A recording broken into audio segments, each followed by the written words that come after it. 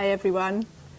So just to say, I don't normally speak in large groups, so we'll see how we go. I was hoping for about number 9 term out. Yeah, let's see how we go. So I'm going to talk about interconnection, and in particular my reflections on the theme, the quote by Alan Watts. So just to say the quote. So you didn't come into this world. You came out of it like a wave from the ocean. You are not a stranger here. So I'll just say that again so we can land on this.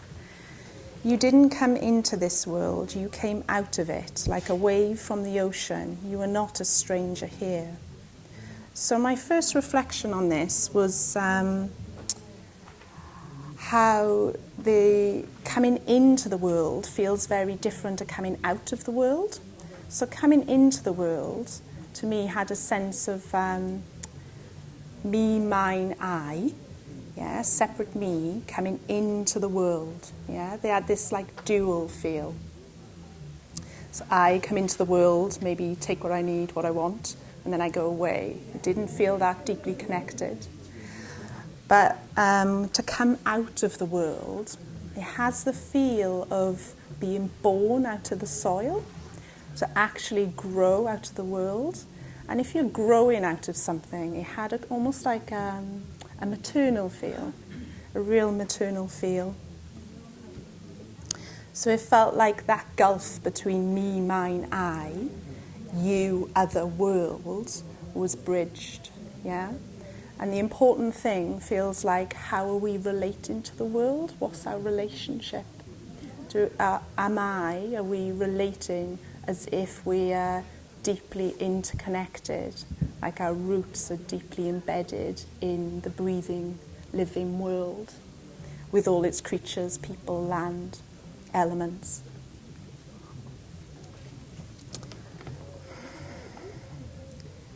And also the word intimate came up. It feels like there's an intimacy in coming out of the world. And by intimacy, that's kind of used in a romantic way often, but not in a romantic way. You know, intimacy in a sense, and sometimes they can overlap, can't they? Intimacy in a sense of tender, loving, heartfelt, open. Yeah. Being intimate with the world.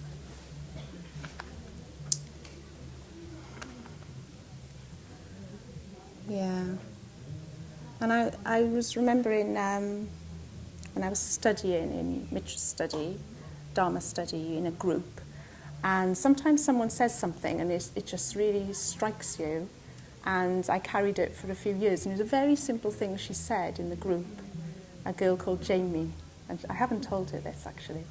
So she said in the group, well, if one person in the world suffers, if one person is still suffering, then I'm suffering. If one person suffers, we all suffer. And it felt like a real thunderbolt, like a really big thing to say. And I've been reflecting on that as well in terms of interconnection. And on a micro level, we can sometimes feel that's true. If I'm sharing a space with someone, you know, living with someone, or just sharing a small space, if someone's in pain, or if someone's hurting, or if they're experiencing dukkha, and equally if they're experiencing joy and ease, there's a perfume, there's like a residue that comes across and permeates, like we are connected, even in silence, often more so in silence, we can subtly feel into this web of connection, into this truth of connection.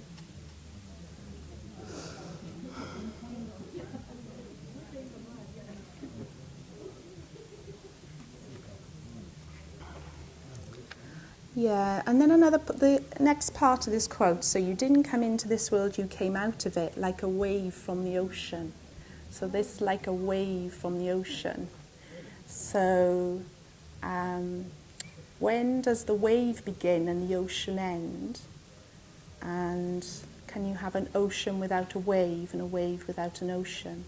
So again, it's pointing to that deep connection, intertwined intimacy with life. I just found that quite a beautiful image. And I have this experience quite a bit with the natural world, because this is a personal talk, so I guess I'll give a personal example.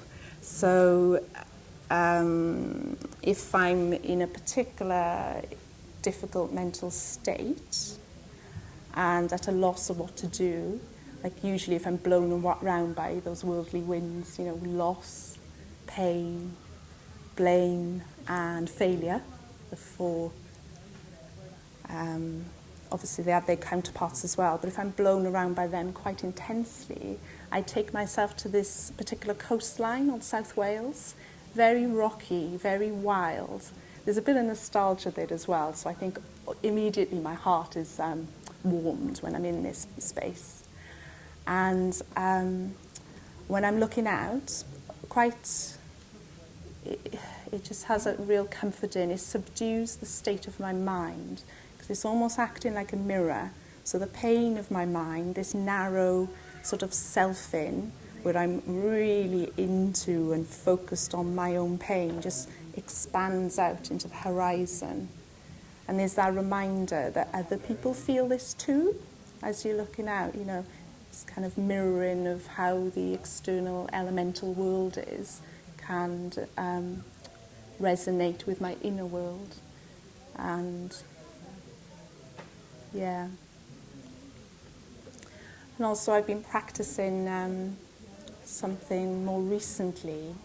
It's when I'm in contact with the wind, imagining this wind is my breath, yeah, and the rain is my tears, and kind of working in that way with the elements.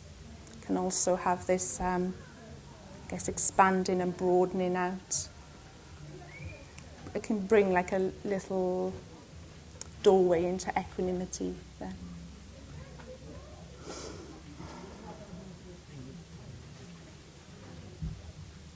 Yeah, and then just one other thing.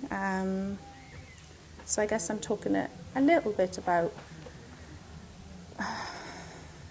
I'm talking a lot about broadening out, aren't I? So when I first started practicing, a big thing in Buddhism is breaking down the sense of fixed self. And I had quite a nihilistic reaction to that, actually. This was early on in my practice, and I've been curious about why that was.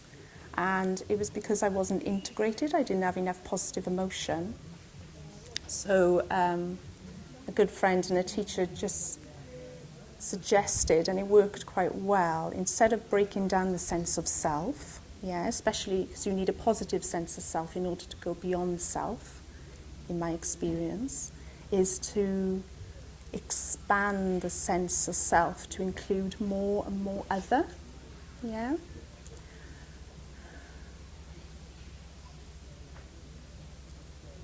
And for me, that was quite healthy and accessible, even now, really. Yeah. And also points to that interconnection as you grow more and more into other.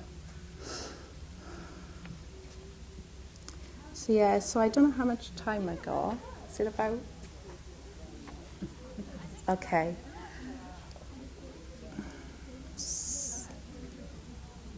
So I'll just end with a quote again and just say one more thing then. So you didn't come into this world, you came out of it like a wave from the ocean. You are not a stranger here. So this you are not a stranger here. So to me, the world, especially the natural world, is holding out an open hand. And it's whether we can take the hand. Yeah. So the world wants to be an intimate, deep, connected relationship with us. And to me, it's about me moving towards a deep, intimate connection with the world. And that's the working ground. So I'll end there, because I don't want to take the next person's time.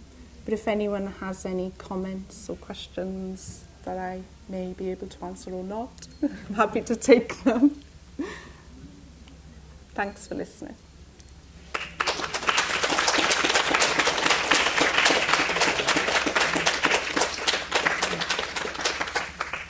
And as Maitrijyoti said, yeah, we have some time for some responses or questions that you may have before our next speaker.